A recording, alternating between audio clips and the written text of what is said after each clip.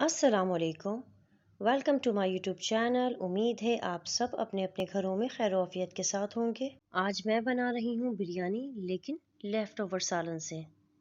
तो चलिए पुराने सालन से हम नई डिश बनाते हैं। बिस्मिल्लाहिर्रहमानिर्रहीम। मैंने लिए हैं चावल 2 कप के करीब। आप चाहें तो सेला चावल यूज़ करें, चाहें तो बासमती करें। मैंने यहाँ सेला चावल लिए हैं। चावल को अच्छी तरह से 2-3 बार मैं धो लूँगी। धोकर चावल को मैंने 2 घंटे के लिए भिगोकर रख दिया है।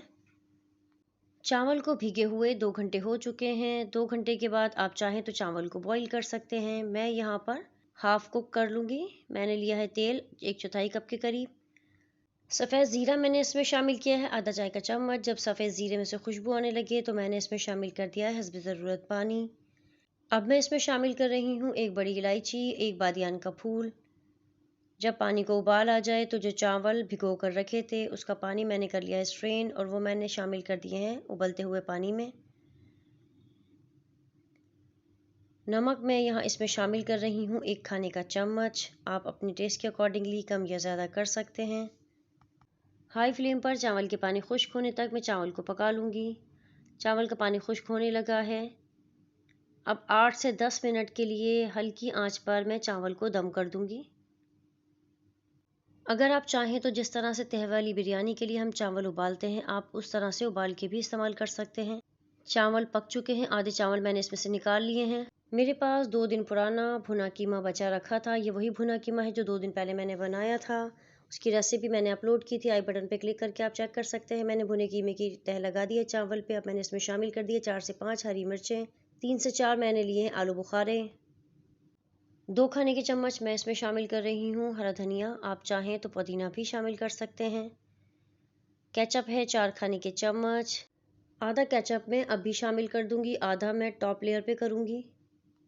हरा धनिया मैंने थोड़ा सा बचा कर रखा था, वो हरा धनिया भी मैं इसमें शामिल कर दूंगी। लास्ट में मैं इसमें लगा दूंगी चावल की तह। जर्दे का रंग मैंने लिया है 1/4 चाय का चम्मच, जिससे मैंने पानी में घोल लिया था, वो भी मैं इसमें शामिल कर दूंगी।